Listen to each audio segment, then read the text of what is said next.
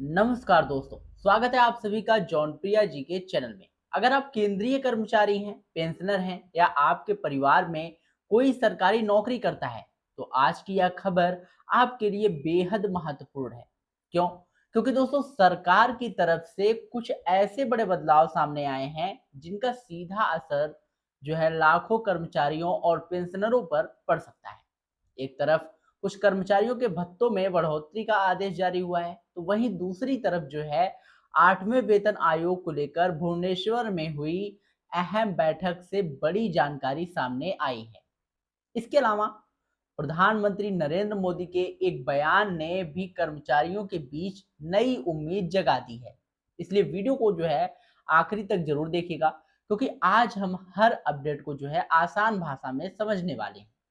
तो सबसे पहले जो है बात करते हैं सरकार के उस नए आदेश की, जिसमें आर्मी वाइज वेलफेयर एसोसिएशन के माध्यम से शहीद, दिव्यांग और दिव्यांगत सैनिकों में के निकटतम परिजनों को मिलने वाली एक्स ग्रेसिया ग्रांट में बढ़ोतरी की गई है। पहले यह राशि 300 रुपए थी, जिसे अब बढ़ाकर 500 रुपए कर दिया गया है। यह संशोधित व्यवस्था जो है 15 जून 2026 से प्रभावी मानी जाएगी। सरकार का कहना है कि इस फैसले का उद्देश्य जो है वो जरूरतमंद सैनिक परिवारों को पहले से अधिक आर्थिक सहायता उपलब्ध कराना है। संबंधित यूनियन जो है यूनिट पहले से 500 रुपए का भुगतान करेगी और बाद में नियमानुसार इसकी प्रतिपूर्ति की जाएगी। यह फैसला सैनिक परिवारों के लिए राहत भरी खबर माना जा रहा है। अब बात करते हैं दोस्तों 6 जुलाई को भुवनेश्वर में हुई 8वें वेतन आयोग से जुड़ी महत्वपूर्ण बैठक की। तो इस बैठक में विभिन्न कर्मचारियों संगठनों ने अपनी मांगे सरकार के सामने रखी।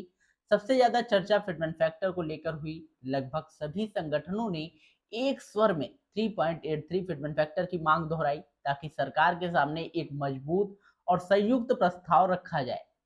इसके अलावा कर्मचारियों के परिवार का आकार, महंगाई, जीवन यापन का खर्च और अन्य आर्थिक पहलुओं पर भी विस्तार से चर्चा हुई। हालांकि अंतिम फैसला जो है सरकार को लेना है, लेकिन बैठक को सकारात्मक माना जा रहा है और कर्मचारी संगठनों का कहना है कि उनकी बातें जो है विस्तार से सुनी गई।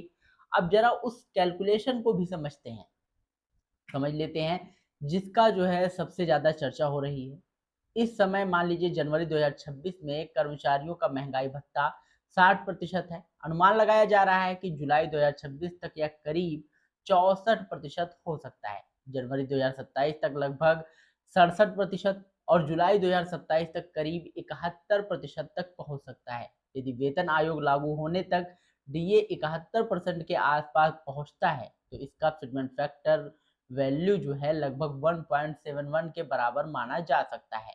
इसके बाद अगर सरकार 20% इसमें और अतिरिक्त बढ़ोतरी करती है, तो अनुमानित फिटमेंट फैक्टर करीब 2.05 बनता है। और यदि यहीं पर 30% बढ़ोतरी हो जाती है, तो यह लगभग जो है 2.22% तक पहुंच सकता है। इसी वजह से कई जानकारों का मानना है कि इस बार फिटमेंट फैक्टर 2 से ऊपर रहने की संभावना बन सकती है। हालांकि अभी केवल अनुमान है और अंतिम फैसला सरकार तथा वेतन आयोग की सिफारिशों के बाद ही स्पष्ट होगा। अगर पिछले वेतन आयोग का इतिहास देखें, तो ज्यादातर आयोग में कर्मचारियों की सैलरी में अच्छी बढ़ोतरी देखने को मिली है। वहीं दूसरे वेतन आयोग और 7वें वेतन आयोग में बढ़ोतरी अपेक्षाकृत कम रही थी। दूसरे वेतन आयोग के समय देश की आर्थिक स्थिति जो थी वो अलग थी और सरकारी संसाधन जो थे वो सीमित थे। वहीं 7वें वेतन आयोग के दौरान कर्मचारियों को पहले से ही लगभग 125%, जी हाँ 125% महंगाई भत्ता मिल रहा था। इसलिए फिटमेंट फैक्टर अपेक्षाकृत कम रखा गया था। इस बार परिस्थितियां पहले से अलग हैं, इसलिए कर्मचारियों के बीच जो बेहतर बढ़ोतरी की उम्मीद बनी हुई है।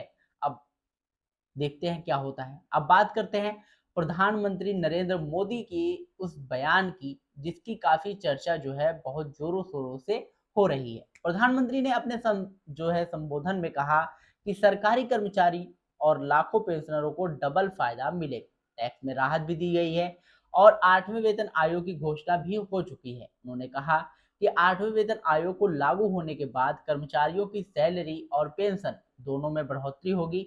इस बयान के बाद कई कर्मचारियों के बीच सकारात्मक माहौल बना है और लोगों का मानना है कि सरकार वेतन आयोग को लेकर कर्मचारियों के हित में फैसला ले सकती है। हालांकि अंतिम तस्वीर अभी तभी साफ होगी जब आयोग अपनी सिफारिशें देगा और सरकार उन्हें मंजूरी देगी। फिलहाल इतना जरूर कहा जा सकता है कि हाल के दिनों में कर्मचारियों और पेंशनरों से जुड़ी कई महत्वपूर्ण गतिविधियां तेज हुई हैं। भत्तों में बढ़ोतरी, 8वें वेतन आयोग की बैठकों का लगातार होना और सरकार की तरफ से दिए जा रहे सकारात्मक संकेत आने वाले समय में बड़ी घोषणाओं को जो है इशारा करते हैं। अब देखना होगा कि आगे सरकार क्या अंतिम फैसला लेती है और कर्मचारी को वास्तव में कितना लाभ मिलता है। अगर आपको यह जानकारी उपयोगी लगी हो तो वीडियो को लाइक करिएगा, शेयर करिएगा और यदि चैनल पर पहली बार आए हैं तो चैनल को सब्सक्राइब करके बेल आइकन जरूर दबाइएगा, ताकि आपको ऐसी ही महत्वपूर्ण अपडेट हमेशा सरल भाषा में सिंपल तरीके से हमेशा मिलती रहे। और दोस्तों, अगर आपका इससे रिलेटेड कोई भी क्वेश्चन हो तो कमेंट बॉक्स में जरूर पूछिएगा, हमारी टीम आपकी पूरी सहायता करेगी। मिलते हैं नई वीडियो में नई अपडेट के साथ, तब तक के लिए जय हिंद, जय भारत।